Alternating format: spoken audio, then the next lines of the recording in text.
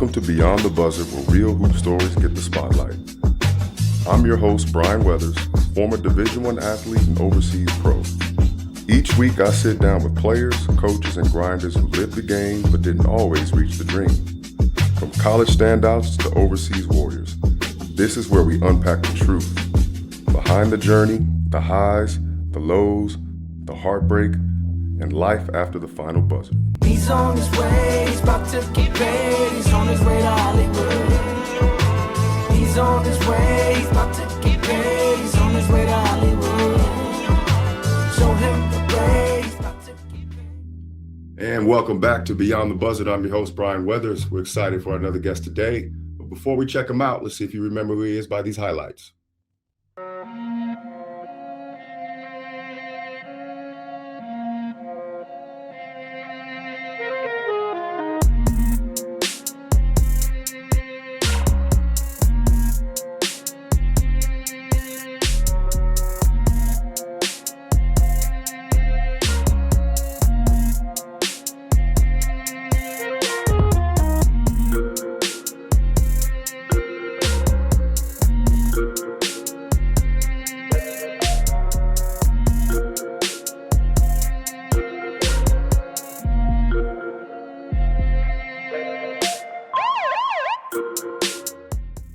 Okay, welcome back to the show. Shout out to KF&JF Podcast for making this all happen. Today we have a special guest, Mr. SHAMAR WRIGHT. SHAMAR, how you doing? I'm doing all right. Thank you for having me.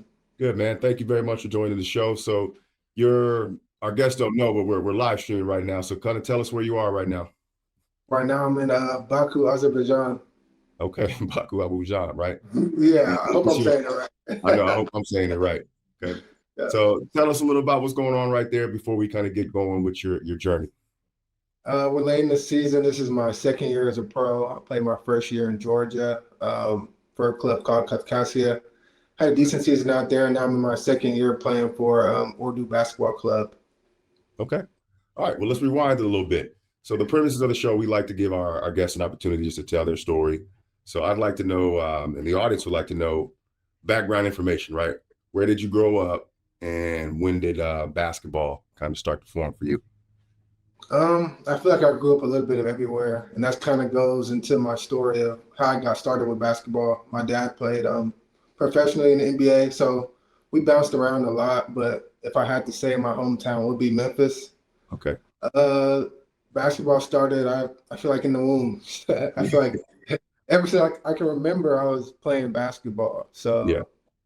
It's been a long journey, and I hope it continues to go even further.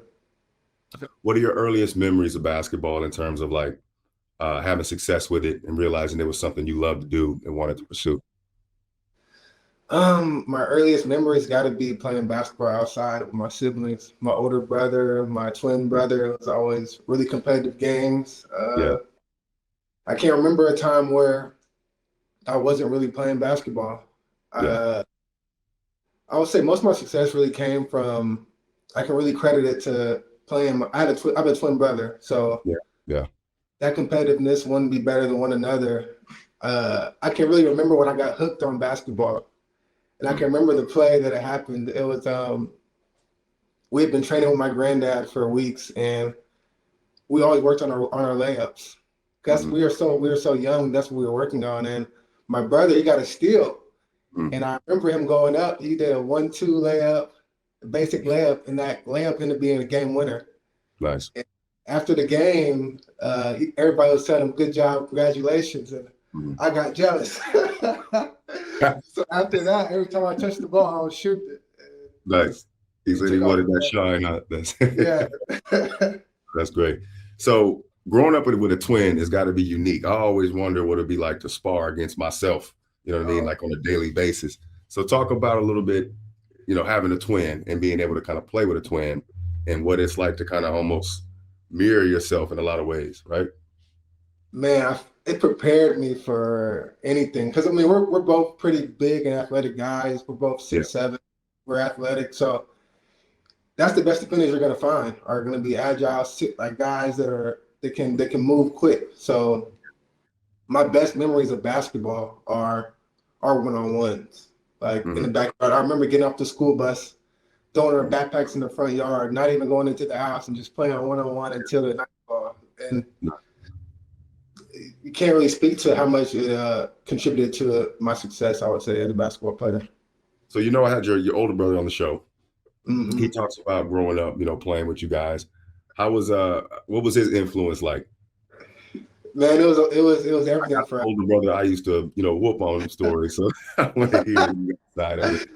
Man, he used to play us two-on-one when we were younger. He used to beat us every single time. We never got to beat him because as soon as we got big enough, he stopped letting us play.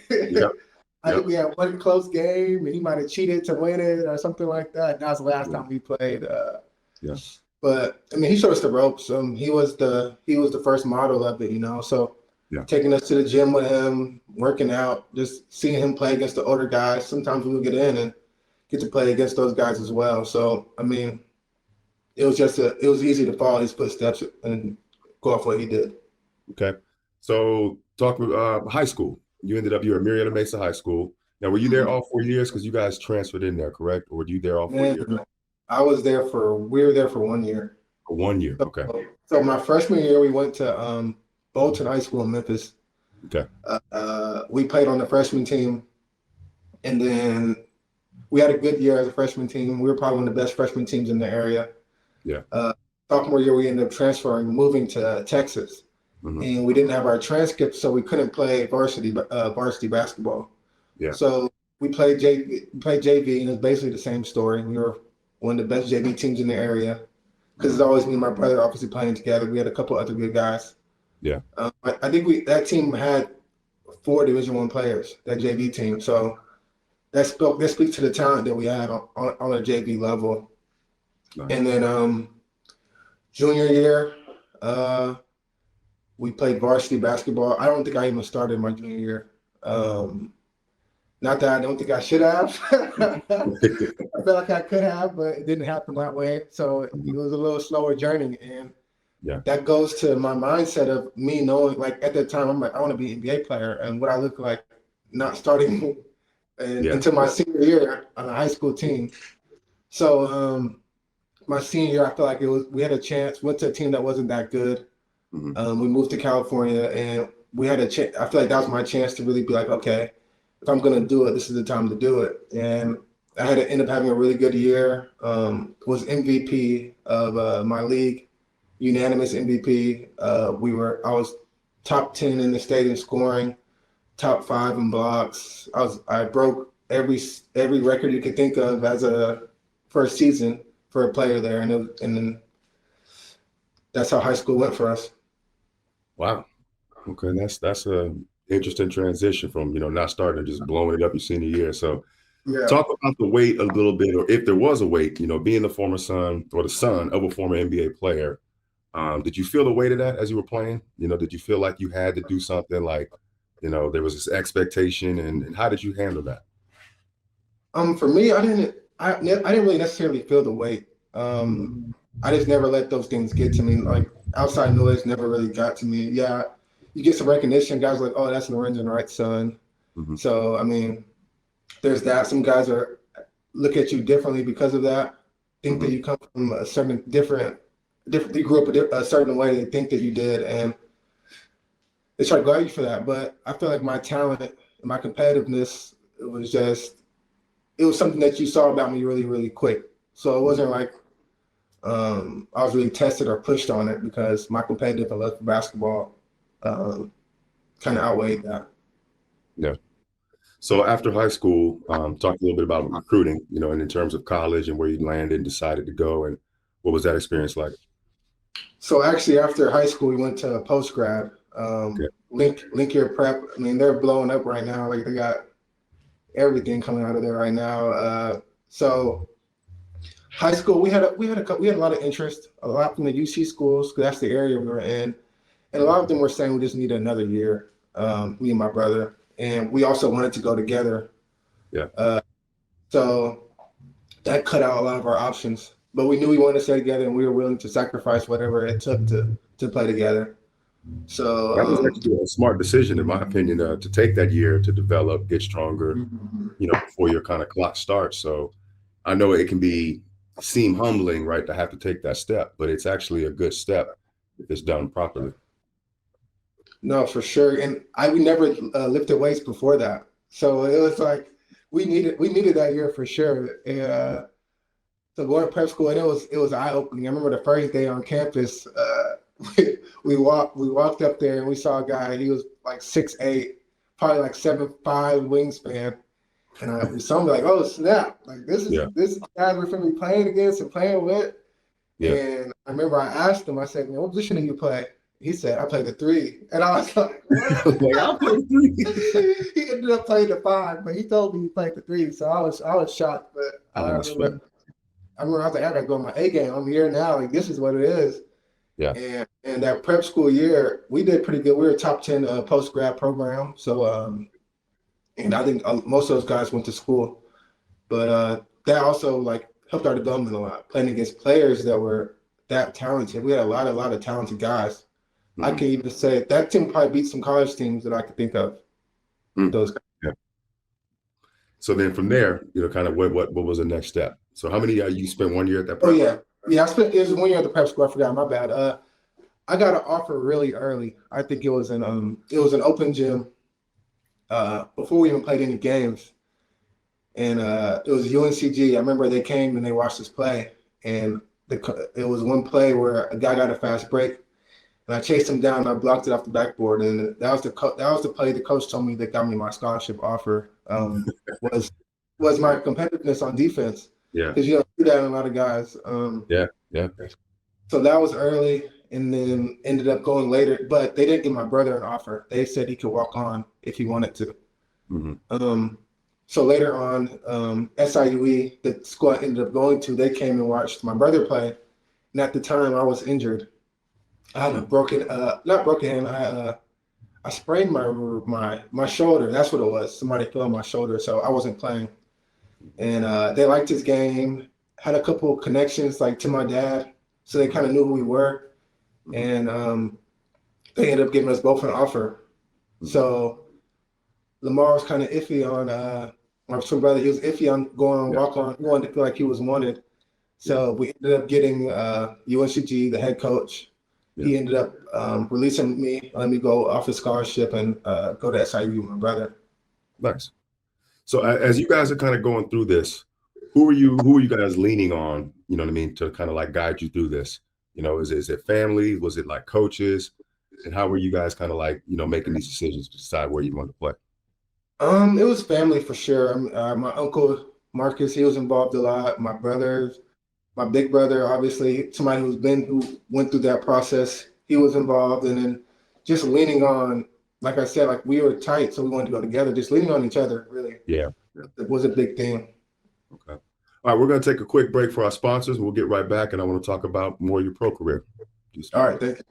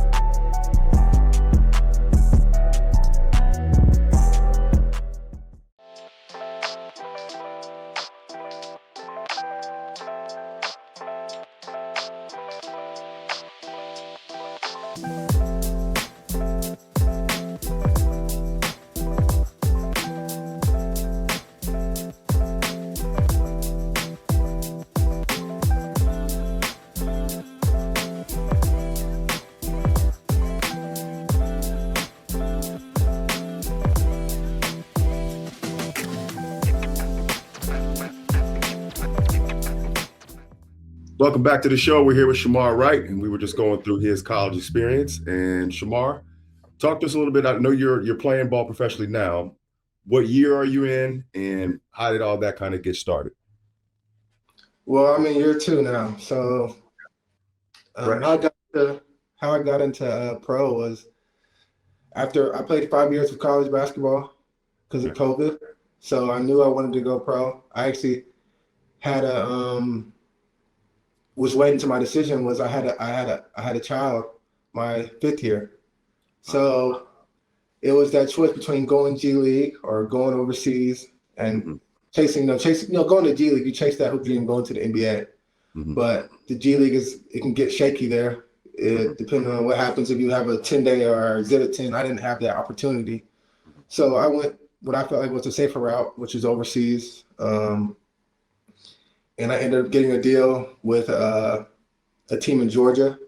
Okay.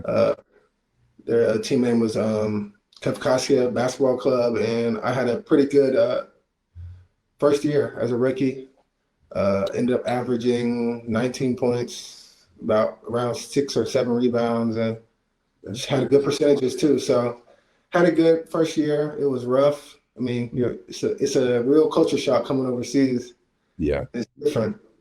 So you got to be resilient. I was going to rewind a little bit and ask, you said you spent 5 years in college. I need to touch a little bit more on that. Throughout that, were there NBA conversations? Were there like contacts with agents? Did you feel like you had a chance, you know what I mean, at one point? Man, my 5th year, I feel like I was good enough. I feel like I could have done it, but I mean, the conversations just weren't there. I had a lot of agents reach out. I mean, G League was very, what was the word I'm looking for? I could have went to the G League like that. There was conversations with agents who were like, "Oh, this is how we see your career going. Go to the G League and you can try." And it's just once you're there, and if everything goes right, you can make it. Yeah. But now that I wasn't going to get drafted or anything like that, or a team wasn't going to pick me up, so I knew that my route was basically going overseas. Okay. In your second year, I know you talked about earlier, you got an injury at the moment, right? Yep. I broke my foot. Broke a foot. Careful. That's how they get cut, man. I'm lucky it's late in the season, so I'm good. It's late in the season. So talk a little bit, what are your plans? You know what I mean? How far do you want to take this? Are you looking to continue overseas for, an extended career? Do you have aspirations to I can maybe get an NBA look out of this? Where do you see this headed? Man, I'm just going wherever it takes me. I'm giving it my best effort, and I'll see where it takes me. That's kind of how I'm dealing with today. I'm not really worrying too much about tomorrow, and that's just kind of how I've always viewed my life and my career, and that's just how I'm gonna continue to do it. Of course, the dream is to be able to play in the NBA one day, but if it comes, it comes. If it doesn't, it doesn't. Whatever God's plan for me is, that's what it'll be. Good. And is your brother playing? Your twin brother? At the moment, he's not on the team, but he's a free agent right now looking for a job. He actually broke his foot as well last year. Oh, man. I guess that's just a twin thing. Right? I don't know. Yeah. But he's come back. Same foot? I'm not sure. But it's the same. It's like the same bone. If it's not on the opposite foot or something like that. Oh, man. It's crazy. So of your siblings, I guess, and I guess we can't count your twin. Where do you get your drive from, right? Because you guys have a sister as well, right? Yeah, we have there's 6 of us. So older brother, older sister, twin brother, and then I got a younger brother and younger sister. Okay. And where I get my drive from, I don't know. I feel like it's always been in me. I don't know. I've always feel like I knew what I wanted to do, and I just always chased it. Probably a little bit from all of them, honestly. I don't want to let any of my siblings down. How about early coaches in your career that kind of helped influence you and kind of guide you in the right direction? Any shout outs you'd like to give to anybody kind of growing up that helped impact your game? My granddad, obviously. I mean, he taught us the basics, the fundamentals of basketball. That was probably like the first footing stone. I remember we had spent a good summer with him, and I remember putting in that work that whole summer, and then seeing the fruits of that summer the following year. That was big on me. My sophomore year, that my JV coach, Coach Frizzell, I remember he told me, I don't know how I should say this, but I mean, he told me I was the best player in the program as a guy on JV. And I remember that what confidence that gave me. And he probably doesn't even know, like, I don't know if he still follows my career. I haven't talked to him since, but I remember him telling me that, and obviously it stuck with me. It just, right. because obviously at the time I wasn't seeing myself as the best player on the team. Like I feel like I could be. I competed every day, but somebody else telling me that gave me some confidence. And then my last year, being a guy who didn't start, my head coach didn't believe in me. My fifth year, having a coach that basically said, "Here, do what you want." He saw it in me on day one, and he showed it for the rest of the year, and I wouldn't be able to have that success without him. And that year showed me like what I was capable of. Being a leader on the team, being a leader on the basketball team, and having a team depending on you to get wins. That was a big, big thing for me. And then even in college, freshman year, I ended up starting as a freshman when league came around. So, and then after that, my career just projected and took off. And so having a head coach then again, I realized how important it was to have head coaches that believed in you. So my head coach there, he believed in me. I was his guy, and those are pretty much the coaches that I felt like had the biggest impact on me for sure. So if we can kind of dive into that a little bit of you said like having a coach that believes in you. So and the flip side of that is you play for somebody you feel like doesn't believe in you. So talk me through like that year, not necessarily to bash the coach, but like how do you mentally prepare yourself day in and day out when you're feeling that way, right? What kept you working? You know, what were the kind of the highs and lows of those moments? Just staying the course. And that's what it is. Sometimes you got to put your head down and not think about it too much. Like I said earlier, just look at seeing my feet where they are and just working in that moment. The grind. I knew what my goals were, and I knew that I needed to work up for it, regardless. Even if I was playing 40 minutes a game, or if I was playing 5 minutes a game, it was you gotta do what you can with what you got. I remember in one game I had 10 minutes. I had a double in 10 minutes. Yeah. And I was like, man, like I'm putting in the work. I know I can play. Like I'm doing the things, and you're not getting the recognition sometimes. That's just what it is. Yeah, I think it's an important message to touch on because a lot of kids go through that, right? They feel like they're getting the short end of the stick. Sometimes they are, sometimes they aren't. But it's how you mentally approach it, right? From day to day is going to shape or break you. So I like that you said, hey, it was just I'm going to maximize the time I get and try to get more time, right? So that's how you leverage that. And I see a lot of athletes kind of do the other thing, which is they put their head down, they sulk, or they just transfer, they run, you know, and it's something to say about somebody who fights, you know, for what they want. And I can hear it in the conversation. That's kind of what you've been accustomed to, and which is why you're still able to do it now and make money for it. So I think that's a great message for our kids or youth that watch this show to hear that if it's not, you know, a situation that's favorable for you right now, that you need to just put your head down and work, right? Exactly. So how far do you want to take this? You want an extensive career? Do you see yourself doing things outside of basketball at this moment? Or, you know, when I was your age, to your defense, I didn't. You know, I was always contemplating on like the next place I was going to play, you know what I mean? Maybe trying to get back into the NBA. But I had no ideas later that I would end up being like an athletic director, a high school coach, and doing some of the things that I've been able to do. So where's your headspace now as you think into your future? I've always had a plan. I'm a man with a plan, so I always have a plan. It might not go the way I want it to, but I have a plan. So after I want to stay around basketball. I know that much. As far as coaching, I'm like that's not really. I don't know if that's for me. So I've always thought about going into basketball training because I want to stay around the game some way, but coaching probably isn't going to be my thing. So training kids and just being a good mentor to the youth is what I feel like I want to do. I actually started my basketball training business last summer. So in the summers I do training, just getting a little start on it. And that's kind of what my goal is with basketball. Like at the bare minimum in my head, I need to get enough to get my own facility. If it's a half court, full court, whatever my career ends up going, whatever I'm able to afford is what I'm going to get. And then I'm going to try to hit the ground running as soon as I'm done playing basketball. That's what I want to do. Yeah. Well, I would advise to start building that now. It sounds like you're doing it. You know, those camps. I was thinking the same thing, and then I ended up getting pulled into coaching. You know, and I love it now. Yeah. But my initial step was training, and you know, I was just using gyms locally and the rent facilities, and it kind of grew into an AAU program where I had boys and girls, and I'm doing camps, clinics, and private training, and you know, it can be fruitful, but it's also it's time consuming. So Yeah, for sure.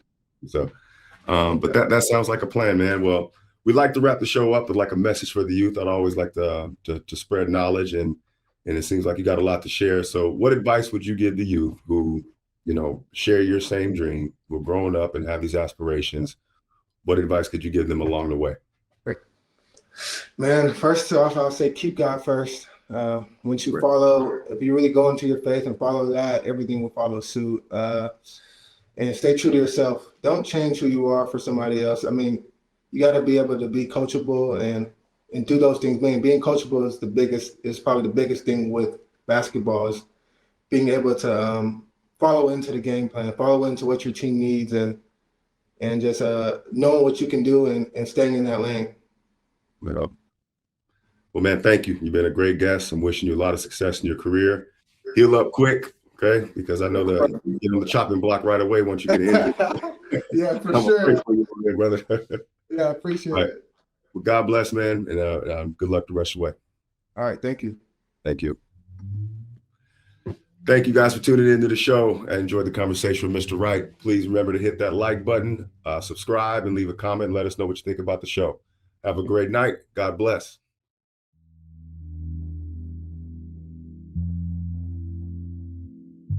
He's on his way, he's about to get paid. He's on